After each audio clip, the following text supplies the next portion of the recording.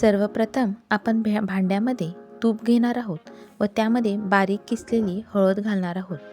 आपण नेहमी हळद तुपामध्ये करतो कारण हळद ही गरम असते व तूप थंड.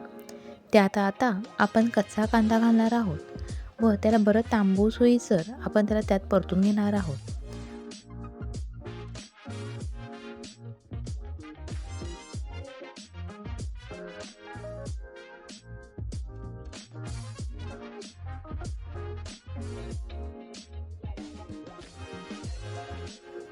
आता कांदा हलका तांबूस झाला की त्यात आपण बारीक चिरलेला टॅमॅटो घालणार आहोत व त्यालाही त्यात बऱ्यापैकी शिजवून घेणार आहोत. त्यात हिरवे वाटाणे घातले तर अधिकच सुंदर लागतात.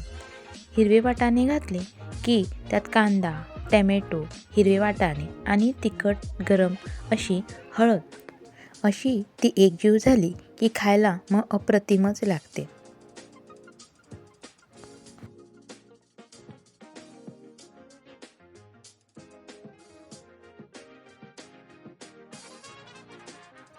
त्यात आता आपण बारीक केलेले काजूचे गर घालणार आहोत, ज्यानं ह्याच्यामध्ये थोडासा गोडवा तयार होतो व खायला एक क्रंच असा येतो तोंडामध्ये व ते खाताना आणि अप्रतिमच लागतं.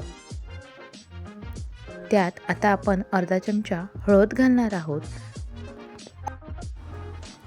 2 चमचे लाल तिखट घालत आहे.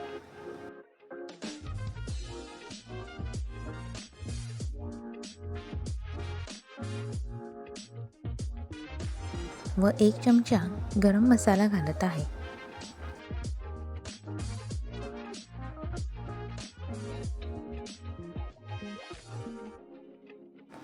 तुम्हाला चवीला हवं तेवढं तुम्ही त्यात मीठ घालू शकता, पण मी 1.5 चमचा मीठ टाकत आहे.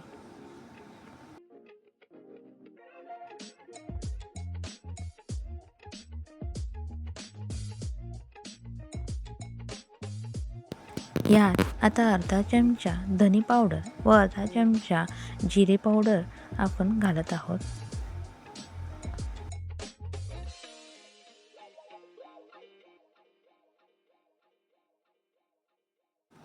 आता ह्याला सगळ्याला एकजीव करून घ्यावा. मसाले, हळद, ग्रीन पीस, कांदा, टॅमॅटो, काजू गर हे सगळे आता एकजीव होऊन आपलं त्यातलं तेल सोडणार आहेत. आता त्यात आपण गरम पाणी घालून त्याला मंद आचेवर शिजू देणार आहे आणि 10 मिनटं त्याला ठेवणार आहे.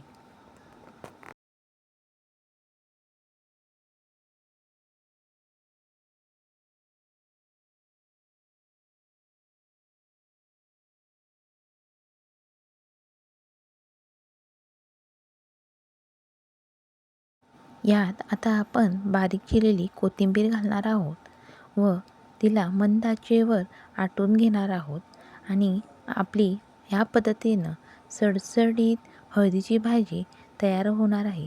ही आरोग्यालाही चांगली आणि खायलाही रुचिक लागणार आहे. तुम्हाला आमचा व्हिडिओ आवडला असेल तर नक्की लाईक, शेअर आणि सबस्क्राईब करा.